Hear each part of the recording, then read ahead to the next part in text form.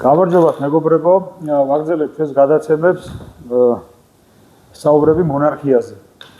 მე გახლავართ სამეფო კლუბის წევრი, ეს გადაცემა სამეფო კლუბის ეგიდით მიდის და ესე იგი ლევო ბერაიას ავტორო გადაცემა არის, რომელიც ეხება მონარქიას და საქართველოში მონარქიულ ესე იგი რა პერსპექტივა აქვს საერთოდ მონარქიას.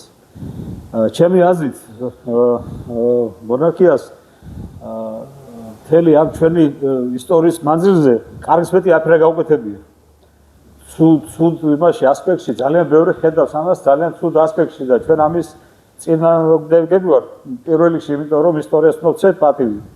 და შემდეგ ესე იგი რამდენად ჭირდება ჩვენს ქვეყანას მონარქია დღეს, კონსტიტუციური მონარქია. ამაზე სასაუბროდ დღეს ჩვენ მოვიწიეთ ცნობილი ესე იგი უფლებადამცველი და ცნობილი ადვოკატი ბატონი ლევან ჩხეიძე, რომელიც ჩემზე გაგათ მოგითხოვთ ამ ყველაფერს და ჩემზე გაგათ გაგაცნოთ. თქვენ რა გვინდა ჩვენ ბატონო ლევან, გინდა რომ ესე იგი ძალიან ბევრი ისეთი არასწორად დასმული კითხვა არის დღეს. აი გვინდა მონარქია და აი გვინდა თუ არა მონარქია დღეს საქართველოს რამდენად ჭირდება დღეს მონარქია და რამდენად ვართ ამაზე მზად ყველაფერი. მოგესალმებით, მოგესალმებით თქვენს მაყურებელს. დიდი პატივია ჩემთვის წავდგე თქვენი მაყურებლის წინაშე, ჩვენი თანამოაზრეების წინაშე, მონარქისტების წინაშე და ყველა მონარქის, ასე ვთქვათ, გესალმებით და გისურვებთ ყოველივე საუკეთესოს თქვენ ცხოვრებაში. ეხლა მოდი ვილაპარაკოთ ჩვენ მონარქიის თემასთან დაკავშირებით. თქვენ ძალიან საინტერესო შეკითხვა დასვით. რა გააკეთა მონარქიამ და რა გააფუჭა. მოდი პირდაპირ ვთქვათ, თუ კი დღეს ჩვენ კრებსითად ვართ ქართველები, სხვა კუთხეშვილები, ვსაუბრობთ ქართულ ენაზე, გვაქვს ქართული სახელმწიფო, ეს არის ბაგრატიონების დინასტიის და იმ ინსტიტუტის დამსახურება, რომელსაც მონარქია ჰქვია. და ეს მოძრაობა დაახლოებით იწყება მას შემდეგ, რაც ბიზანტიისა და ირანის შეთანხმებით საქართველოში უხდება იბერიის სამეფო. ეს საუბარია ძველ საქართველოზე, ანუ იმ ვახტანგის და ფარნაოზის დროინდელ ძველ საქართველოზე. და ამის შემდეგ უკვე ტაო-კლარჯეთში ჩნდება პირველი ქართული სახელმწიფო, ქართველთა სამეფო და ძალიან ბევრს ეშლება ხოლმე და ჩვენი ბაგრატიონი მეფეების ტიტული მეფე აფხაზთა, ქართველთა და რანთა გონია ქართლის მეფე და ამ დროს სწორედაც საუბარია სპერის ქართველთა სამეფოზე, რომელიც მესხეთ ჯავახეთისა და დღევანდელი თურქეთის საქართველოს ტერიტორიაზე მდებარეობდა და აი აშოტ-ყურაპალატიდან იწყება ბრძოლა, შემზადდება ნიადაგის, რომელიც ბაგრატ მესამეს დროს გაადის უკვე გადაწყვეტ ფაზაში, ბაგრატ მესამე როგორც აფხაზთა მეფე და არც ეს აფხაზთა მეფეში იგულისხმება, ვიცით რომ ის სამეფო რომელიც დედაქალაქიც იყო ქუთაისში და სრულიად დასავლეთ საქართველოს და ჩვენი წინაპრების ძველი აფხაზებად ითვლებოდნენ ამ პერიოდისთვის. ესე იგი ეს აფხაზთა და ქართული სამეფოს გაერთიანება, პერიოდი რომელიც იწყება უკვე შესაბამისად ბაგრატ მესამედი და ასრულებს ამას დავით აღმაშენებელი უკვე სრულიად საქართველოს გაერთიანებას და შემდეგ უკვე დავით აღმაშენებლიდან მოდი წამოყვეთ დაახლოებით მე-15 საუკუნის ბოლომდე სამდეც იარსება ერთიანმა ქართულმა სახელმწიფომ. ეს ყველაფერი დამსახურება არის პირველ რიგში ჩვენი დედა ეკლესიის, მართლმადიდებელი ეკლესიის, დამსახურება არის ბაგრატიონთა დინასტიის და პიროვნული ღვაწლი ამაში აუცილებლად უნდა გამოყოთ ჩვენ ტაო-კლარჯეთის მეფე ბაგრატ მესამის, დავით მესამის, რომელსაც ეყო შეგნება და თავისი ოჯახური ინტერესები გაწია გვერდზე და ეროვნული და დინასტიური ინტერესები წინ დააყენა და ძალიან შორეული ნათესავი ბაგრატ მესამე იშვილა, მას თავი შვილები წავდა, მაგრამ ის იშვილა და მას ის გამოთალა ტახტის მემკვიდრედ და ასე გაერთიანდა ორი ქართველი სამეფო. ანუ ასეთი ადამიანები იყვნენ ჩვენი მეფეები, რომელთაც პირადული უკან ქონდათ გადაწანილი და წინა პლანზე ქონდათ ეროვნული და სახელმწიფოებრივი გამოტანილი. მე ხაღაფის აღარ მოყვები ისეთ მეფეებზე, როგორც იყო წამებული ლუარსაბ მეორე და ანდა წამებული ქეთევან დედოფალი, ხა ამაზე საერთოდ ლაპარაკი არ გვაქვს. ან თუნდაც იგივე წამებული დემეტრე თავდადებული ჩვენი უამრავი მეფე, რომელთაც ჩამოთვათ ეხა სამწუხაროდ შორს აგვიყვანს და 14 წმინდანი მეფე ყავს წამებული მათ შორის საქართველოს საოცარი ფელსოფლოს ეყოფა ქვეყანას კი არა ფელსოფლოს. ანუ ეს იყო ადამიანები, რომლებიც პირადად იყვნენ დაბადებული სახელმწიფოს სამსახურისთვის, სახელმწიფოს ბრძოლისთვის და როცა ამის გადაუგებელი აუცილებლობა იყო სახელმწიფოსთვის თავისი სიცოცხლის და ზოგჯერ ოჯახის შეწირვისთვისაც კი იყვნენ მზად და ეს არაერთხელ მოხდა ჩვენს ისტორიაში საბედნიეროდ თუ საუბედუროდ. აი ეს არის შემოკარგებო მონარქია ზოგადად და მოდი ხა ეს ისტორიული რაკურსიო დავინახოთ. მოდი ხა შევხედოთ ამას სამართლებრივ რაკურსი რა არის რას გთავაზობთ ჩვენ მონარქისტები ჩვენ გთავაზობთ თანამედროვე დემოკრატიულ მმართველობას საპარლამენტო მმართველობას სადაც სახელმწიფოში იქნება ერის ეროვნული ერთიანობის სიმბოლო მეფე. ეხლა ჩვენ რა პრობლემა გვაქვს ბატონებო? ჩვენ კარგად ვიცით რომ დღევანდელი ჩვენი საქართველო არის 1918-21 წლების საქართველოს სამართალ მემკვიდრე. და სამწუხაროდ როდესაც მენშევიკებმა საქართველოში დამოუკიდებლობა გამოაცხადეს განსხვავებით 95 წლის კონსტიტუციისგან მათ გაწყვეტეს ყველანაირი კავშირი ისტორიულ საქართველოსთან. და თქვენს რომ ეს სახელმწიფო და ეს ხელახლა გამოდის ისტორიულ სარბიელზე ის წყვეტს ყველანაირი კავშირს ძველთან და ყალიბდება ახალი სახელმწიფო. თავის მხრივ შეიძლება ცხოვრებულმა პრეზიდენტმა ზოგადად გამსახურდება როდესაც საქართველოს დამოუკიდებლობის აღდგენა გამოაცხადა ის დაეყო 1918-21 წლების 18 წლის დამოუკიდებლობის დეკლარაციას. მაგრამ ეს მისთვის იყო გამოუვალი მდგომარეობა და ეს აუცილებელი იყო და რატომ? მეორე მსოფლიო ომის შემდეგ ჩამოყალიბდა გაერო და ჩამოყალიბდა ადამიანის უფლებათა დეკლარაცია, სადაც ერებს მიეცვათ ამ დეკლარაციის საფუძველზე თვითგამორკვევის უფლება.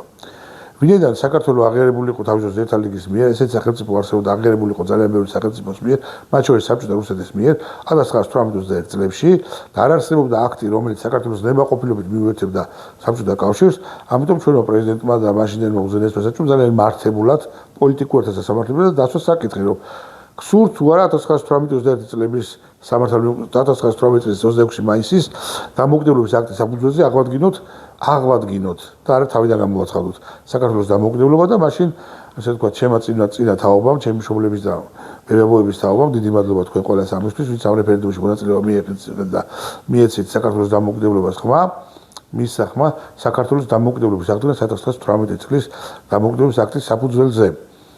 შესაბამისად საქართველოს გამოცხადდა როგორც დემოკრატიული რესპუბლიკა და სამწუხაროდ დაკარგული ჰქონდა იმ 18 წლის დემოკრატიული რესპუბლიკას ძველ სახელმწიფოსთან ქართულ სამეფოებთან კავშირი. მაგრამ ერთი კარგი რაც გააკეთა პრეზიდენტმა შევარდნაძემ 1995 წელს როცა გამოაცხადეს ახალი საქართველოს კონსტიტუცია, იქ ჩაიწერა რომ დღევანდელი საქართველო ეყრდნობა 1918 წლის 26 მაისის დამოუკიდებლობის აქტს და ასევე ძალიან საინტერესო დათქმა ჩაასპარო მრავალ საუკუნოვან ტრადიციას ქართული ხალხის სახელმწიფოებრიობისა. ეს იყო ძალიან მნიშვნელოვანი. რა თქმა უნდა, იმიტომ რომ საქართველო არ არის მხოლოდ ის, რაც ცხოვრებულმა გამსახურდიამ გამოაცხადა 91 წელს და არც ის, რაც მენშევიკებმა შეგვეშვა 18-20 წელს, არამედ აქაც ქართული ხალხის მრავალ საუკუნოვან სახელმწიფოებრივ ტრადიციას გაესვა ხაზი და ხაზგასმით იყო და შევარდნაძის დროს ვიზე იმეთქიდება სუარსებით 3000 თუ 3500 წელი 2000 წელი იყო მაშინ გვახსოვს და 2000 წელი ვიზე იმეთ ქართული სახელმწიფოებრივ 3500 წელი. ანუ ეს მნიშვნელოვანი იდეოლოგიური ესე ვთქვათ პარამეტრი იყო, რაც პრეზიდენტ შევარდნაძის მხრიდან იყო გადადგმული. შემდეგ უკვე მივიღეთ ის რომ მოდის პრეზიდენტი სააკაშვილი და პრეზიდენტმა სააკაშვილმა მის და უნებრივად გადადგა რამდენიმე დიდი ის არ იყო იდეით მონარქისტი და შეიძლება განწყობილიც იყო წინააღმდეგოთ, მაგრამ ღმერთის ხელით, რა ვიცი, ღმერთის ნებით აღსრულდა და საქართველოს დაუბრუნდა სამეფო დროშა, სამეფო გერბი და რაც თავარია საქართველოში გაუქმდა მისი პრეზიდენტობის დროს საპრეზიდენტო რესპუბლიკა, საქართველო გადავიდა ჯერ შერეულ, ხოლო შემდეგ მთლიანად საპრეზიდენტო მმართველობაზე.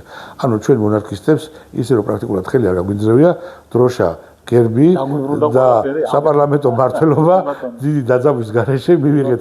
თან რა თქმა უნდა დამოუკიდებლობა რაც თავარია ყოველთვის. ეხლა უბრალოდ დარჩა ის რომ ყველა ეს კომპონენტი შესრულებულია, უბრალოდ საპრეზიდენტო თემა არის ამოსაღები და ჩასასვლელიანი მონარქიის თემა.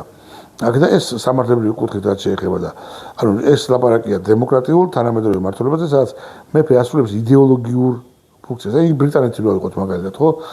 ბრიტანეთი ამბობს რომ ჩვენ ის ინგლისი ვართ, რომელიც 1066 წელს შედგა დინასტია, ნორმანების დინასტია და იქიდან ჩვენი უწყვეტი დინასტია მოდის დღემდე. მართალია ქალის ხაზით ამჯერადაც შეიცვალა, მაგრამ უწყვეტი სახელმწიფოებრივი ტრადიცია გვაქვს. მონარქიული ოჯახი, სამეფო ოჯახი და ბაგრატიონების დინასტია ეს უნდა იყოს ჩვენთვის პოლიტიკური და სამართლებრივი განაცხადი, რომ ეს ის საქართველოა, რომელიც აშოტ კურაპალატის და ბაგრატ მესამის დროს დაიწყო.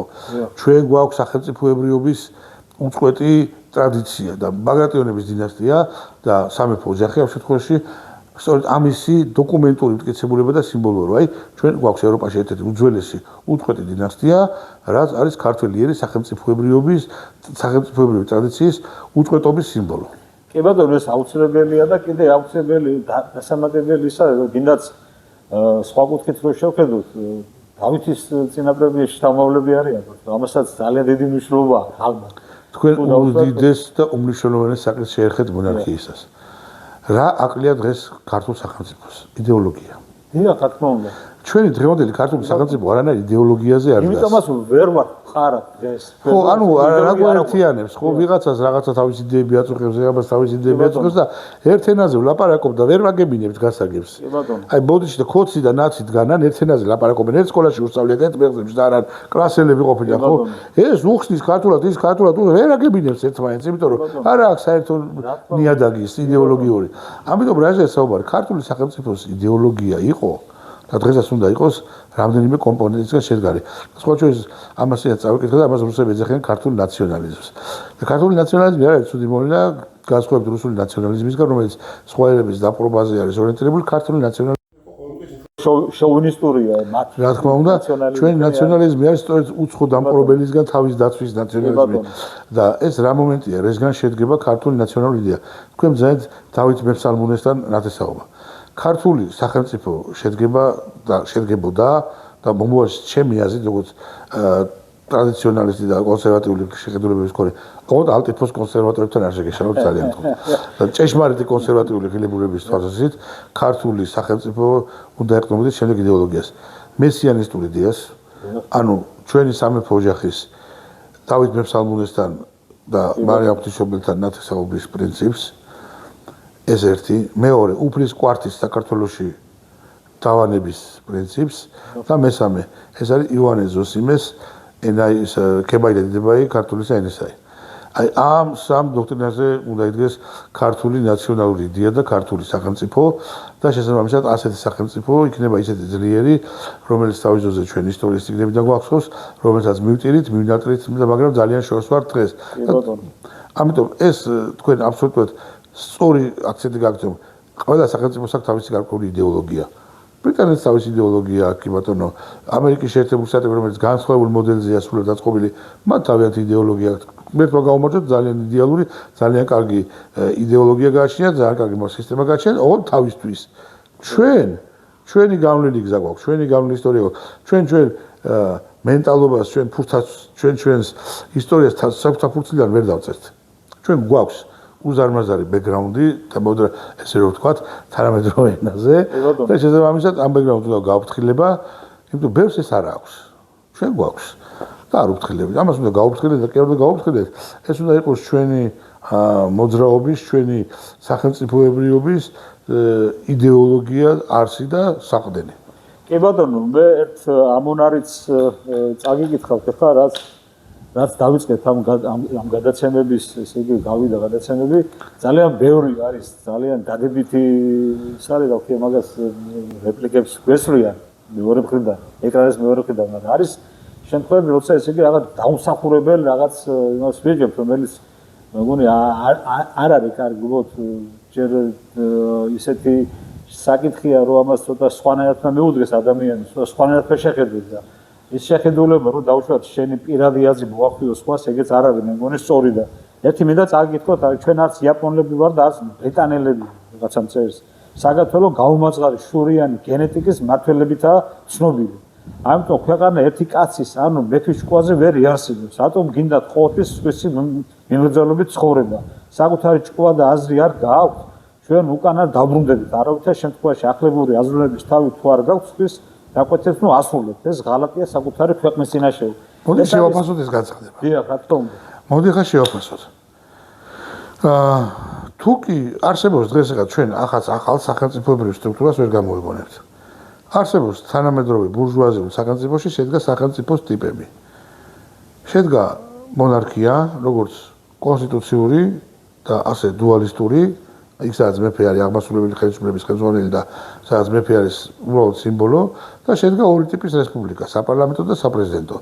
ისევე, სადაც პრეზიდენტი არის აღმასრულებელი ხელისუფლების მეთაური საპრეზიდენტო რესპუბლიკაში, შესაბამისად და ამ ასე ვთქვათ საპარლამენტო რესპუბლიკაში კი პრეზიდენტი არის სიმბოლური ფიგურა და იქ პრემიერ-მინისტრს ხელმძღვანელობს ასე ვთქვათ როგორც ასევე კონსტიტუციური მონარქიაში პრემიერ-მინისტრი ხელმძღვანელობს მთავრობას. ეს ყველა ოთხივე მოდელი არის უცხოეთში შექმნილი, არც ერთ ქართველებს არ შეგვიქმნია. ანუ რა გამოდის, სადაც არც ერთი ესეთი მმართველობა არ გვხვდება? ის მმართველობა, რომელიც აქ იყო შევარნაძის დროს, ეს იყო ამერიკული ტიპის მმართველობა. და ეს იყო სააკაშვილის დროს ამერიკული ტიპის მმართველობა ამერიკაში და საფრანგეთში არის ესეთი ძლიერი პრეზიდენტი, რუსეთის ფედერაციაში სხვა შორის. ის მმართველობა, რომელიც დღეს გვაქვს, არც ეს არის ქართული მმართველობა. ესეც არის გერმანული და ტიპიური ევროპული მმართველობა, ავსტრიაში ამსგავსი მმართველობა, იტალიაში, ისრაელში ბატონო ჩემო, ჩეხეთში, სადაც ძირითადად საპრეზიდენტო კი არა, უბრალოდ საპარლამენტო რესპუბლიკები არიან ეს სახელმწიფოები. ამიტომ რა ვქნათ რა? რატო გონიათ რომ რესპუბლიკა არის ქართული და საპარლამენტო რესპუბლიკა არის ქართული და რატო არის უფრო მეტად ქართული საპარლამენტო რესპუბლიკა, ვიდრე კონსტიტუციური მონარქია? არასოდეს. ხო, რა თქმა უნდა, ეს ადამიანი, ვინც ამ შეკითხვებს სვავს, თვითონ არ ესმის საგანი. მე კიდე, როდესაც ლაპარაკია კონსტიტუციური მონარქიაზე, ჩვენ არ ვლაპარაკობთ, რომ ეს ერთი კაცის მმართველობის ქვეყანა იქნება. კიდევ ხო ვამბობთ, მეფე იქნება ერის ეროვნული ერთობის სიმბოლო. კი ბატონო, ეს აუცილებელი. თორე მმართველობას განახორციელებს პარლამენტი ხალხის მიერ არჩეული, ხალხის მიერ არჩეული პარლამენტის მიერ დაკომპლექტებული მთავრობა და პრემიერი, ხო? ეს იქნება მმართველობის ძალა. ამ შემთხვევაში პრეზიდენტი დღეს შეგვყავს, რომელიც ასე ვთქვათ, წარმოდგენილია და რომელიც შესაბამისად ვერ წარმოადგენს მთელ ქართველ ერს.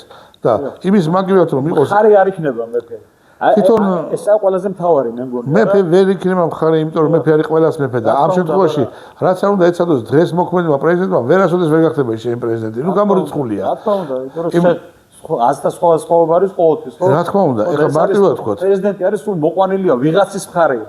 ანუ პარტიამ გაიმარჯვა და იმ პარტიამ მოიყვანა თავისი ისა. ყველა პრეზიდენტი, რომელიც ავირჩიეთ, საბოლოო ჯამში ისევე ჩვენი ხელით ან გაუშვით, ან ჩამოვაგდეთ, ან მოკალით, ან რაღაცა ვქენით და ეს თანამდებობა იყო ყოველთვის ერის გათიშულობის და დაპირისპირების საფუძველი. ასე იყო ცხონებული პირველი პრეზიდენტის პირობებში, როდესაც პრაქტიკულად მოხდა დაპირისპირება ორ ბანაკს შორის. ნუ ხა გასაგებია პრეზიდენტს მეტი მხარე უჭერდა თავის დროზე ვიდრე ოპოზიციას, მაგრამ ოპოზიცია იყო უკეთესად ორგანიზებული და ამ შემთხვევაში მცირე ჯგუფმა უკეთესად ორგანიზებულმა შეძლო დაემხო ეს და გავეხვიეთ 3 წლიან და 4 წლიან სამოქალაქო ომში. მოვიდა შევარნაძე და შევარნაძე ვერ მიიღო აბსოლუტურ მომრავლესობა პრეზიდენტად და აბსოლუტურად თამოხეული პრეზიდენტი იყო, ხო? შემდეგში მოვიდა სააკაშვილი, რომელმაც დიდი მხარდაჭერით მოვიდა, მაგრამ ასევე დიდი წინააღმდეგობა ჰქონდა მას. ანუ ვერ დალაგდა ეს სიტუაცია. დღეს მოვიდა აგერ ავირჩიეთ მარგველაშვილი და საბოლოოდ რა ხდება? ავირჩიეთ ზურაბიშვილი და მოხდა ისე რომ იმის ხალხმა ვინც აირჩიეთ მარგველაშვილი და ზურაბიშვილი აგინებდით და ის ვინც წინააღმდეგი ვიყავით ამ ხალხის არჩევის და გეუბნებით რომ ესენი არ უნდა ავირჩიოთ, ის ხალხი ვიცავდით ამ ადამიანებს და ვეძებთ გვერდში, ხო? ანუ ასეთ აბსურდებამდე მიდივართ. დღეს აირჩიეთ უბრალოდ ერთმა ბანაკმა პრეზიდენტი და ვერანაირად ეს კი გამოვიდა თქვა რომ მე ყველას პრეზიდენტი ვიქნები და ვიქნები შემდგარი ვერ იქნება ეს კაცი შემდგარი იმიტომ რომ თვითონ ასეთი ტიპის ადამიანის პრეზიდენტობა უკვე ეროვნული განკეთილების საფუძველია. კი ბატონო. გუშიო დედას აგინებდი მეორე ბანაკს დღეს ვეღარ იქნები შემკრეფი. რა თქმა უნდა. აქედან გამომდინარე მონარქია არის აუცილებელი და გეტყვით რატომ რომ ერი არის ძალიან გაყოფილი და დაპირისპირებული ერთმანეთს. კი ბატონო, ეს არის ყველაზე მნიშვნელოვანი. ეს სჭირდება რაღაცა იდეოლოგია რო შეკრას. აი მომენტ არის ხოლმე რაღაც მომენტებში რომ აი ფეხბურთში რო ვართ ერთად რო ვიხარია და გულში იქ ვარ არის შენ კოცი ხარ მე ნაცი ვარ და იქ ყველა ერთ დროს ასვაფრიალებს ყველანი ეროვნულ ჰიმნს ღირი ვართ ყველანი მერონული ალამაზები და რამაგრები ვართ მაშინ როდესაც ევროპაში გავსებული ქართველებით სტადიონი ქართული ჰიმნი რო ჟღერს იქ ეკო ამ ქართული ჰიმნის და აგერ დამიარდა და ყველა ქართველი როგორ გავარ და ყველა ქართველი ერთ დროს ასვაფრიალებს და ერთად რო მოგდის ჩვენი ჰიმნის სიმღერას და ერთად რო გვიხარია ჩვენი გუნდის გამარჯვება და ერთად ვწყვის რომ ჩვენი გუნდის დამარცხება ეს ერთობა ხო არსებობს რაღაც მომენტში გამოვალ სტადიონიდან და ისე დამწყებთ ერთმანეთს ამიტომ მე იმას კი ამბობ რომ ხარები არ უნდა იყოს მე იმას კი ამბობ რომ გასვებული აზრი არ უნდა იყოს რა თქმა უნდა იყოს პლურალიზმი უნდა იყოს ოპონირება მე უკეთესი გუბაზ მეფის ამაზე კარგი მაგალითი რა გვინდა გუბაზ მეფის სიკვდილის შემდეგ დიდებულთა კრება რო ჩატარდა თავის ლაზეთის სამეფოში, ხო? ფარტაძის და რა თქმა უნდა, როგორ კამათი. კამათი, ხო? გამონათქვამები. როგორ აკადემიურად ისე ვთქვათ, პაექრობენ ერთმანეთში შევაწყობას კი ანაყენებენ და არგუმენტებით საუბრობენ ერთმანეთში და ქვეყნის სატკივარი ელაპარაკებს ერთსაც და მეორესაც, ხომ? ერთიც მართალია თავის არგუმენტებში, მეორეც მართალია. ნუ საბოლოოდ მიდის მსჯელობა და რომელიც უფრო უპრიანია გააწყვეტილება, იმას ღებულობს, ხო, დარბაზი. აი ამაზეა საუბარი, რომ ეს არ ნიშნავს, რომ ქართველებმა რადიკალურად რომ ვისწავლეთ ყველაფერი, რომ ან აბსოლუტურად ჩავეხუტოთ ერთმანეთს და ერთი იყო და ან გავიყოდოთ საბოლოოდ დანასაწყოდ დავეტაკოთ ერთმანეთს. არა.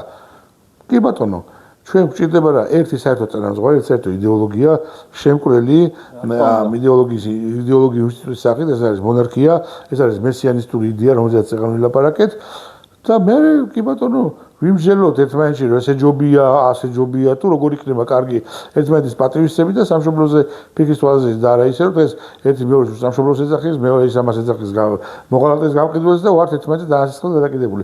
ეს მიუღებელია. ამიტომ ეს ყველაფერი დავძლიოთ, ჩვენ გვჭირდება ეროვნული იდეოლოგია, როცა ეროვნული იდეოლოგიის ლაპარაკობთ, ეს არის მესიანისტური იდეოლოგია, რომელიც შედგება ძირითადად სამი კომპონენტისგან, რომელიც გითხარით, ეს არის რაც ბატონმა ლევანმა ბრძანა, ეს არის ბაგრატიონთა დინასტია და ბაგრატიონთა დინასტიის დავით მეფსალმუნესთან კავშირი, ეს არის ჩვენი წმინდა კვართი, რომელიც ინახება მცხეთაში და ეს არის ქართული ენის პრინციპი, რომელიც ჩამოყალიბებულია იონე ზოსიმეს ტრაქტატში, ეს ქებადიდება ქართული ენის და აი ამ პრინციპებზე უნდა აგებული იდეოლოგიაზე აგებული ქართული ეროვნული სახელმწიფო, რომლის გვირგვინიც იქნება ბაგრატიონთა სამეფო ოჯახი, რომელიც სიმბოლო იქნება ჩვენი ერთად ყოფნის და ერთიანობის და იმის იქით აი ამ ერთობაში კი ბატონო, განსხვავებული აზრებით ერთმანეთში გავსხვალოთ. არის ფორმეტია თუ 11 სახელმწიფო, მეგონი ევროპაში. ხო, მონარქისტული სახელმწიფოა. ესეც არა, ზოგჯერ ესეთ რაღაცებს ესეთი ხალხი წერს, ვისაც აი ესპანეთში ყოფილა, ბელგიაში ყოფილა, იაპონიაში, ჰოლანდიაში ყოფილა, კი ბატონო, დანიაში ყოფილა, შვედეთში, ნორვეგიაში და ჩამორიდა ისეთ რაღაცას დაახეთქებენ, რომ აი მონარქია ბატონყმობის აღდგენა. აი ნორვეგიაში რო იყავი ბატონყმობა იყო, ან ესპანეთში რო იყავი და რო ჩადიხავი და რამდენიმე წელი იქ იმუშავე და კაპიტალი დააგროვე. სამ შეკითხვას, სულელულ შეკითხვას. ბატონყმობა როცა მეფე ყვა და მაშინ არ მქონდა არასოდეს კაცო. კლასიკური გაგებით, ხო? სიმართლე ითქვას. და იგივე ესპანეთში დღეს ბატონყმობა არის? რა თქმა უნდა არა. შესაბამისად, სწორედ ამაზე საუბარი, რომ უამრავი სახელმწიფო არსებობს ევროპაში, უამრავი ქვეყანა არსებობს, რომელიც ასეთი პრინციპით იმართება და ჩვენ უამრავი ქვეყანაში დიასპორები ყავს, უამრავ ქვეყანაში ემიგრაცია ყავს, ჩადიან, იქ შრომობენ და შესაბამისად ხედავენ იქაურ სიტუაციას და ერთი კაი მაგალითი და მოვიყვანო, ჩემი ძმა აბსოლუტურად პოლიტიკურად ესე ვთქვათ, არაპოლიტიკური ადამიანია, მაგრამ მას მოუწია გარკვეული პერიოდი ბელგიაში ცხოვრება და საფრანგეთში მუშაობა, საზღვარზე ცხოვრობდა. და ჩვენი დღესაც ვკითხე, რომ რა განსხვავებაა მევთხარი აი საფრანგეთისა და ბელგიას შორის სოციალური დონე, პირდაპირ გეტყვიო რა, აი მიხვალ ქვეყანაშიო და მიხნახავრო, რომელი ქვეყანა იმართება იმ პრინციპით, რომ ეს ქვეყანა მე შვილს უნდა დაუტოვო და რომელი ქვეყანა იმართება, რომ აი დღეს დროებით მოვსულ ვარ ჩინოვნიკი, ეხლა ვქნა რაც გასაკეთებელი და გავიქცეო. უფრო დასუფთავებული, ასფალტიც უფრო წესიერ დაგებული, ინფრასტრუქტურა, ქალაქების მოწყობა რაღაცა რა თქმა უნდა უფრო დალაგებული ბელგიაში და ერთ ენაზე ლაპარაკობს, ანუ თითქმის იგივე ხალხია. ეს სხვა პრინციპებით იმართება, ეს სხვა პრინციპებით იმართება. თვალში საცემია, როგორც კი გადახვალ ასფალტზე გავლით იგრძნო რომ უკვე ბელგიაში ხარო. ასფალტზე რო გადახვალ. ანუ ეს არის შემოკარგებო განსხვავება. ასფალტს პატრონი. რა თქმა უნდა, პატრონი რომელიც ზრუნავს და ზრუნავს და იცით როგორც არის განწყობილი მე ის პირველი პირი, ის გადაედება მე ეს. რა თქმა უნდა, ბარა. რატო იყო ქართველიერი და რატო წირავდა ხა როგორ ვიძახით რომ ამდენი მოწამე ყავს თბილისში, თავი დადო ხალხმა და არ დააბიჯა ხატებს და შეეწირა. ზემოდან მოდიოდა ეს. რა თქმა უნდა, ზნეობრივი მიგმირი ყავდა მეფის სახეთმა და ზნეობრივი მიგმირი, რომელიც აი ადამიანებაც ქვედა ფენამაც იცოდა რომ მეფე იყო მათი პატრონი იყო. აი რა მაგალითად აძლევს მართველი თავის ხალხს, ხალხი მე და მართველი ქმნის ტრენდს მე. ამ ტრენდს მიყვება ერი. როგორ იცვავს, ხალხიც ისე იცვავს. როგორ მეტყოლებს, ხალხიც ისე მეტყოლებს. როგორ იქცევა, ხალხიც ისე იქცევა. შესაბამისად ეს არის მოცემულობა და ტრენდის მიცემი როცა იყო ის ხალხი ვინც თავს წირავდნენ ქვეყნისთვის, იბრძოდნენ ამ ქვეყნისთვის, ქვეყანას შესაბამის მდგომარეობაში იყო დღეს რა ტენდენციც გვაქვს ესე ვთქვათ რომ ნახოთ სარგებელი და ჩვენი ასაღები ავიღოთ და მე რაც იქნება ქვეყანაც შესაბამის დღეში გვაქვს რა თქმა უნდა ეს არის ესა მნიშვნელოვანია და ესა სწორია და კიდე ერთი შეკითხვა კიდე დასმული კითხვებიდან ესე იგი ძალიან ხშირად ვესმის ხო და ეგეც ძალიან ცუდად ხდება ყურში იმიტომ რომ დღეს 21 საუკუნეში ამაზე საუბარი მეგონი არ უნდა იყოს რა აი რა დაგვიждდება მეფის შენახვა და ესე იგი კარგი შეკითხვაა და ძალიან მიყვარს ეს შეკითხვა სხვა ჩვენს ძალიან იაფია ძალიან იაფი მთლიანი შიდა პროდუქტთან რომ გადავიყვანოთ საკმაოდ იაფი ჯდება ვიდრე მაგალითად პრეზიდენტის ინსტიტუტის შენახვა თუნდაც საკონსტიტუციო საპარლამენტო რესპუბლიკაში მოდი დავიწყოთ ასე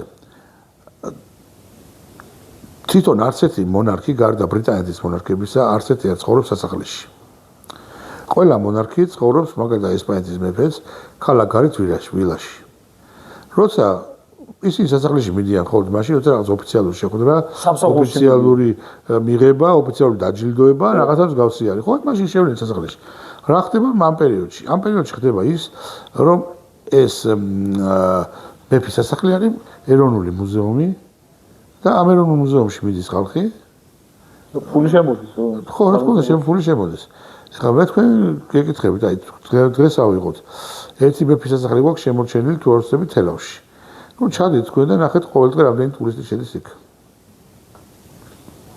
მაგალითად რამდენი ადამიანი გინახავთ თქვენ ტურისტი მისული მაგალითად ბატონი მარგველაშვილის სახლთან ან ედუარდ შევარდნაძის სახლთან რომ დაათვალოს ედუარდ შევარდნაძის სახლი ამიტომაც ჩვენი დავშოთ დიდი პრეზიდენტის ცხონებული ზვიადგამსახურდია სახლთან კოლხურ კოშკთან მისული ამდენი ტურისტი ყავთ განახი თითქოს ვერ ნახავთ ხო და ერეკლე მეორე რომელიც მეფობდა 250 წლის წინ ხო ბილეთები დაჯავშნილია რამდენიმე ყიდადე რომ მის სასახლე ხალხმა ნახოს ამაზეა საუბარი თვითონ მე იმას კი არ ვამბობ რომ ვიღაცა ცუდი ადამიანი იყო და ვიღაცა პიროვნულად ჯობდა არა ინსტიტუტის დამოკიდებულებაზე ლაპარაკი ეხლა მოდი პირდაპირ ვთქვათ თქვენ რო ჩადიხართ მაგალითად პრაღაში ხო ვინდა მიდიხართ ეხლა პრეზიდენტის სასახლის სანახავად იქვე არის ვიშეგრადის ცენტრში ხო ეს პრეზიდენტის სასახლე ან უნგრეთში მიდიხართ პრეზიდენტის სასახლის სანახავად არავინ მაგრამ დიდი სიამოვნებით ხალხი მიდის სხვადასხვა სასახლეების ციხესიმაგრების ისტორიის და იმიტომ რომ აქაც ასეა მე კიდე ამ ღონისძიებებში შემოხვდა ზარმაზარი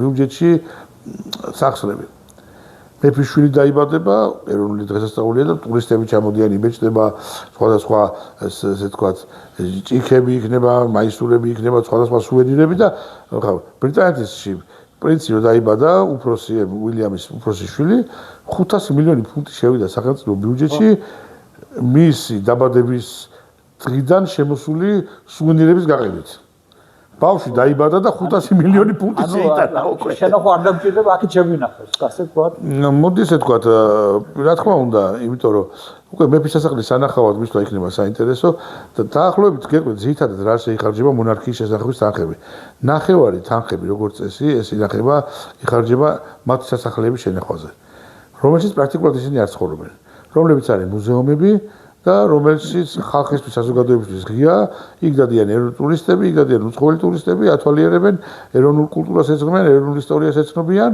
და დანარჩენი მთელი ეს პერიოდი ისინი ცხოვრობენ სადღაც ასე ვთქვათ იქვე ნაქირავებ ან ვთქვათ კერძო ვილაში სადმე ქალაქ გარეთ რომ მამაცი შენახვა სახელმწიფოს ძვირი არ დაუждდეს და ბრიტანეთის სამეფო ოჯახის საერთოდ უნიკალური მომლენა არის უფრო მეტი ბრიტანეთის სამეფო ოჯახს აქვს თავის საკუთარი შემოსავალი და პარალელურად ზის სახელმწიფო დოტაციაზე და არის შეხება ბრიტანეთის სახელმწიფოსა და სამეფო ოჯახს შორის რომ ბრიტანეთის სამეფო ოჯახის მთელი ქონება რაც შემოსავლები აქვს მიდის ეროვნულ ბიუჯეტში ეროვნული ბიუჯეტი იღებს თავის თავზე ბრიტანეთის სამეფო ოჯახის შენახვას და რამდენი ადამიანი აღემატება ბრიტანეთის სამეფო ოჯახის შემოსავალი იმას ასაც ბიუჯეტი მასზე ხარჯავს პირდაპირ გეტყვით დაახლოებით რამდენიმე წელიწად დავინტერესდი თუ თანხები აინტერესებს ჩვენ მაყურებლებს გეტყვით ეს არის 6-7 მილიონი ევრო თუ არ ვცდები ესპანეთი წელიწადში ასე ჯდება სამეფო ოჯახის შენახვა და მაქსიმუმ არის 12-14 მილიონი ევრო ისეთ დიდარ ქვეყანებში როგორც არის ნორვეგია, შვედეთი, დანია.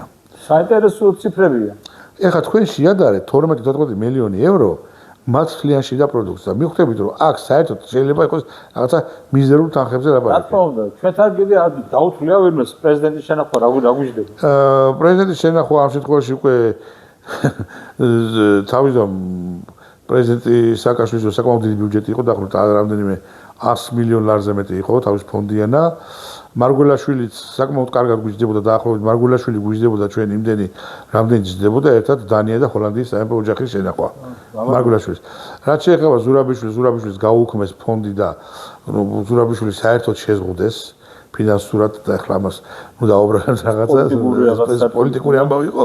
ხა პრეზიდენტის თლაც მას ეყოფნაც ჩვენ ღირსებას არ შეესაბამება, როგორც ზურაბიშვილს ექცეოდა რაღაცა შუქს უკრობდნენ იმაში, რა ქვია სასახალეში და განათება გათხოვებას უკრობდნენ და ნუ ასეთ რაღაცებზე ნუ აღარ მიმოვიხილავთ. ანუ დაახლოებით მე გითხარით რა ჯდება, ეს გადაიყვანეთ ამ ქვეყნების თლიანში და პროდუქციაზე და შეადეთ თუნდაც იგივე თლიანში და პროდუქციის ქონა რესპუბლიკების პრეზიდენტების შენახვა, რომელიც გაცილებით ზრუნავს. იგივე გერმანიის ფედერალური პრეზიდენტი რომელიც ახლა რო ვკითხოთ ვინ არის გერმანიის ფედერალური პრეზიდენტი, რამდენმა იცის ვინ არის.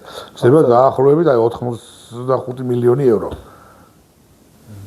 და ჰოლანდია მეფეს ეხება დაახლოებით 12 მილიონი ევრო. ასაგებია. ხო ესეთი სხვა ასე რომ ჩემო მეგობრებო ის შიშები უსაფუძვლო შიშები რაც თქვენ გაგაჩნიათ რომ გადაგუტყავდება კისერი და ზურგი ეს მე მგონია რომ ეს არის ის მემკვიდრეობა რაც ჩვენ 70 წლიანი მემკვიდრეობა ცუდი მემკვიდრეობა რაც გამოურიცხეს ადამიანებს ტვინი გამოურიცხეს და შესაძლოა დაუხატეს ეს ყველაფერი იმის ბრალია და ალბათ ეს ამ ყველაფერს ის ცოდნა და გარკვევა ამ ყველაფერში ალბათ გაახარწყეს და ჩვენ მომავალთაობა ალბათ ამას ყველაფერს მიეჭებს ისე როგორც და მიიღოს და როგორც ჭირდება ჩვენს ქვეყანას ჩვენ მართალი ბრძანებთ წეგან იდეოლოგია არა გვაქვს ჩვენ და ეს იდეოლოგია უნდა იყოს ეს ახლა ბრძანა ბატონმა ლევანი და ეს თუ გვექნება და გვექნება ამის ღირსება თუ დაგვიბრუნდება ჩვენ ესე იგი ჩვენ უნდა ვიყოთ ჩვენ უნდა ვიდგეთ ჩვენ საკუთარ ფეხებზე უნდა ვიდგეთ და ჩვენ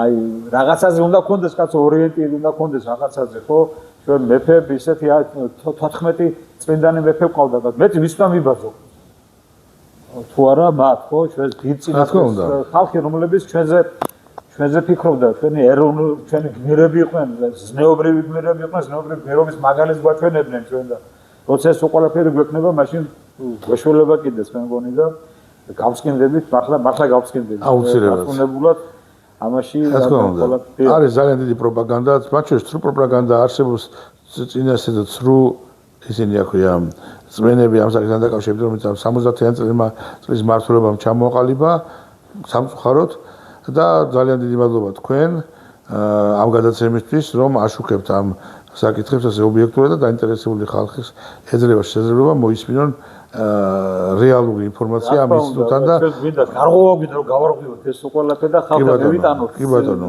ჭეშმარიტება მივიტანოთ ხალხთან და ძალიან დიდი მადლობა თქვენ ბატონო ლევან ძალიან კომპეტენტურად და ძალიან მაღალ დონეზე რომ ეს ყველაფერი დღეს ჩამოვაყალიბეთ და ალბათ ადამიანებისთვის და ჩვენი მომხდის მსმენელებისთვის ძალიან კარგი ეს ყველაფერი და რა ვიცი ნახოთ დიდი მადლობა ყურადღებისათვის თქვენ მოგზაურობისათვის და გაიხარეთ მომავალ შეხვედრამდე